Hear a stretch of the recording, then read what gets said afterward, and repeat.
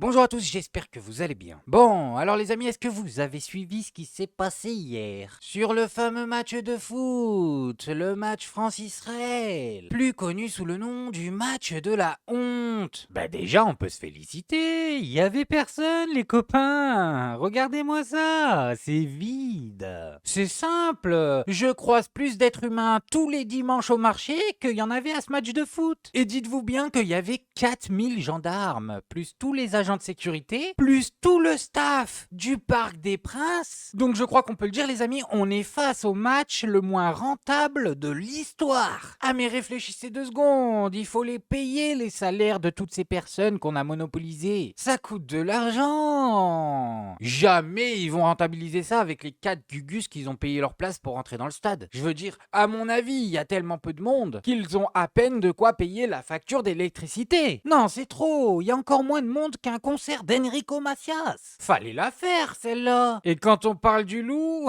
il n'est jamais très loin. Regardez-moi ça, Enrico Macias, il y était, lui, au concert. Mais oui, avec son meilleur copain, Meilleur Habib. Ah, Meilleur Habib, c'est le meilleur ami de beaucoup de monde, mais tout est dans le nom. C'est le meilleur ami d'Enrico Macias, c'est le meilleur ami de Bibi, c'est le meilleur ami de tout ce qui n'a pas de conscience. Et ça me fait penser à ce tweet de Louis Boyard qui, franchement, pour le coup, a vraiment glow up. Ah mais c'est poétique ce qu'il nous dit, regardez-moi ça. Quand les dégoûtés ne sont plus là, il ne reste plus que les dégoûtants. Attendez, c'est Louis Boyard ou William Shakespeare? Mais j'arrive plus à savoir, c'est tellement profond ce qu'il nous dit. Les dégoûtés ne sont plus là, il ne reste que les dégoûtants. Et quelle belle brochette ils font les amis, regardez-moi ça. Là, au centre, on a carrément les Totally Spice. Oui, le trio de présidents. De Hollande à Macron en passant par Sarko, ils sont tous venus paillassonner. Eh oui, c'est un verbe que j'ai inventé. Mais j'ai pas le choix, ils ne me laissent pas le choix. Faut bien décrire ce qu'ils sont en train de faire. Bon, et alors pendant ce fameux match, des supporters israéliens, ou plutôt des hooligans, s'en sont pris à des supporters français. Voilà, à 10, 20, 30 contre 1. Mais on le savait tous,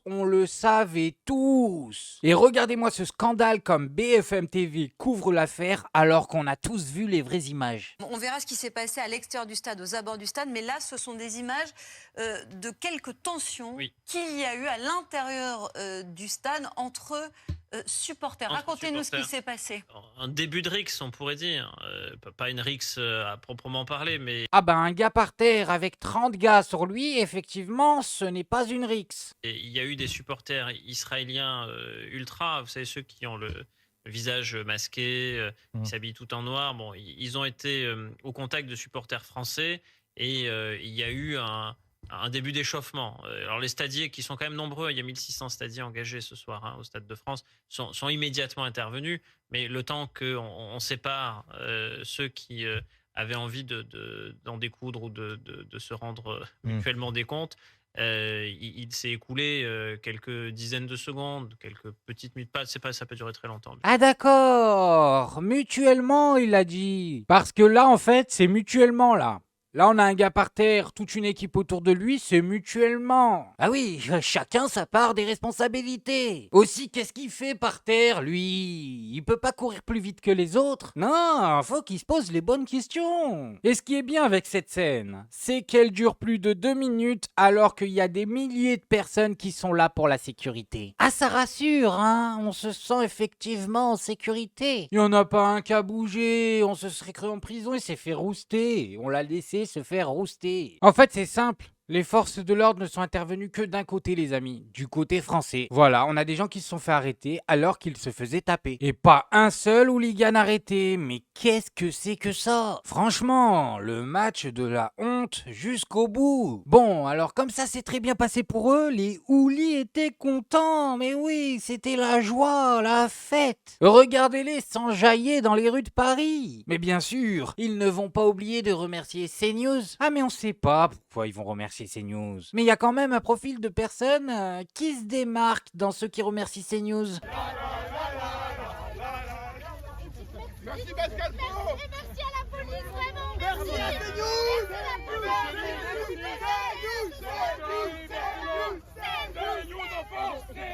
merci la police d'avoir fait tout ça pour qu'on assiste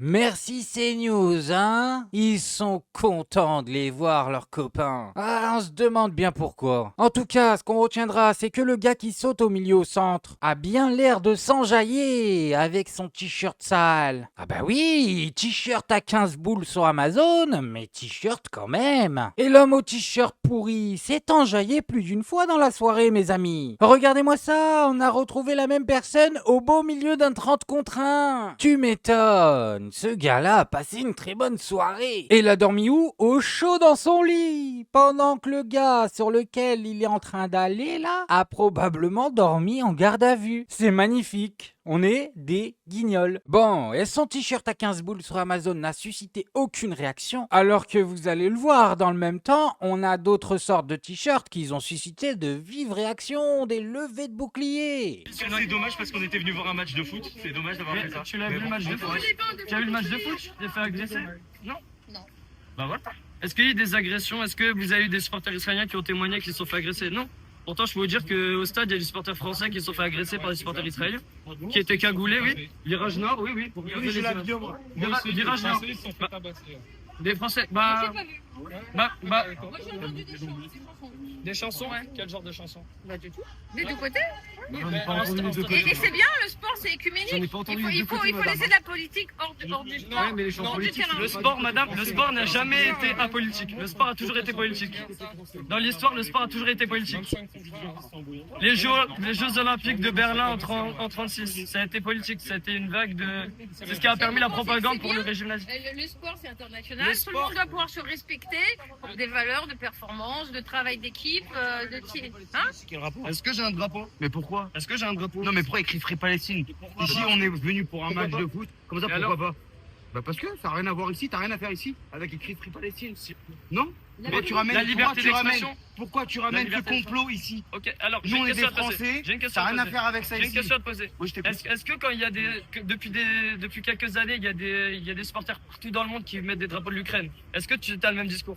Moi je pas dit à ça, moi je te vois actuellement avec donc juste par rapport à ça, Free Palestine, tu n'as rien à faire. C'est la Palestine qui te pose problème. Ici la haine et on veut pas de gens comme toi ici. C'est de la haine ça, monsieur. C'est de la haine. Un cœur, la liberté. Parce que tu sais qu'il y a un conflit et tu ramènes le conflit ici. On veut pas toi ici, on veut pas. Oh là là, qu'est-ce qui m'énerve celui-là. Il est en train de l'embrouiller en lui disant tu ramènes la haine. Un mec tout calme, un mec serein en face de lui là. Arrêtez un peu de nous prendre pour des brebis. L'autre, sur son t-shirt, c'est marqué Free Palestine avec un cœur. Tu l'écoutes parler, tu sens qu'il ne ferait jamais de mal à une mouche. Et t'as un bulldog qui lui rentre dedans lui disant tu ramènes la haine. Faut arrêter d'inverser les choses, hein. Mais je vous le dis, si là il fait le malin, c'est parce qu'en face il a un gentil. Ah oui, il l'a bien senti. Bah sinon il s'écrase comme la crotte de nez qu'il est. On va pas me la faire à moi, je les connais ces profils. Ça sait très bien à qui ça parle. Bon, et maintenant je vais vous montrer la réaction de Caroline Yadan. Et je sais, vous ne voulez pas l'écouter. Mais les gars, elle est députée. Elle a remplacé Meilleur Habib. Faut bien le comprendre ça.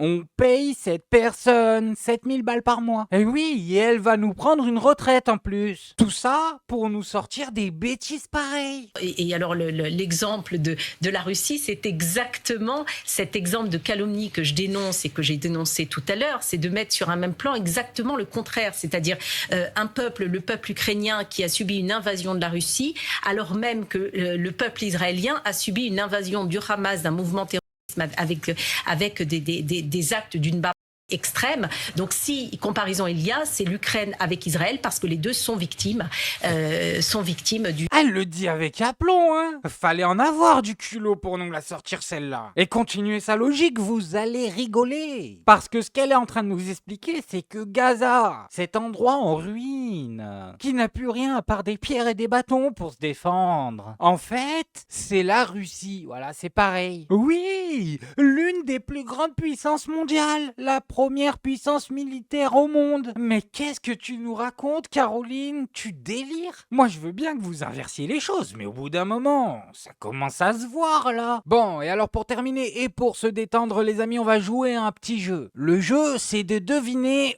où est cette personne? Alors si vous ne le connaissez pas, ce gars-là en fait, son concept, c'est d'aller dans d'autres pays et dormir chez les gens. Ah, il vient, il s'incruste chez toi. Et je suis tombé sur cette séquence où on le voit le faire dans plusieurs pays. Essayez juste de deviner dans quel pays il est à chaque fois.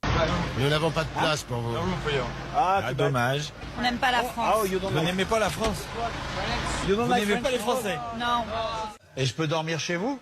Avec plaisir. C'est vrai? Et bien sûr. Il y a la place? Énormément. Alors je peux dormir chez vous alors? Oui, une. C'est vrai? Oui, c'est vrai. Bon. Toi, tu restes là? D'accord, mais je peux filmer vous? Il n'y a pas de problème? Pas de problème, moi. Alors, vous avez trouvé? Je vais vous donner un indice, messieurs, dames. Dans ces 3 séquences, il y en a 2 qui se passent dans des pays du Maghreb et la 3e se passe en Israël. Mais laquelle est-ce donc? Je sais pas, je me tâte. Ce serait pas la première quand même. Non, jamais de la vie. Bref, moi je voulais juste vous montrer ça. Maintenant, faites-vous votre avis tout seul. Faites attention à vous, faites attention à ce que vous regardez. Likez, abonnez-vous et oubliez pas... le petit com qui fait plaisir. Et on n'oublie pas le petit com qui fait plaisir.